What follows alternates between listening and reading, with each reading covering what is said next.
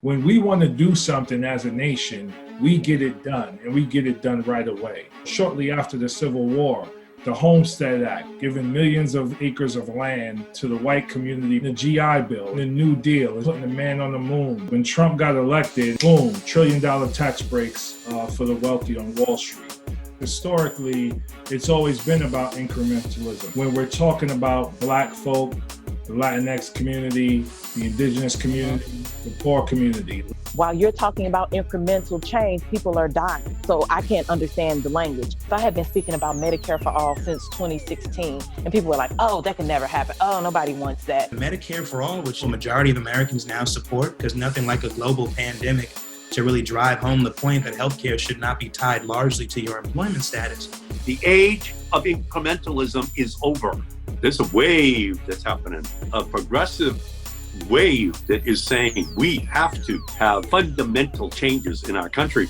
Bold action, that's the Green New Deal. Green New Deal, right now, within 10 years, get into net zero carbon emissions, rebuilding our country, both physically, psychologically, and spiritually. When you poll the majority of American people, they are crystal clear. We live in the wealthiest nation on earth.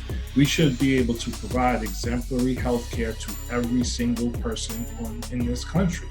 We should be able to provide housing as a human right. We should be able to fully fund our schools. We should consider canceling student debt and making public college free. So when we spoke to them and we connected to them and when we listened to them, there's a natural bridge between what they need and what the progressive movement is fighting for. When they said, well, how can we afford all that education, healthcare, housing?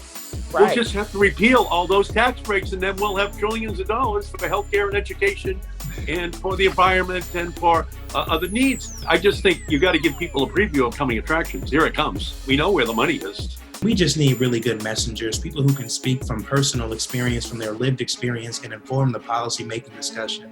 They will continue to have people like us who are going to step up and run. It has happened more in 2020, and it will happen more in 2022 and 2024. We'll keep coming. And not only will we keep coming, we're going to go look for others.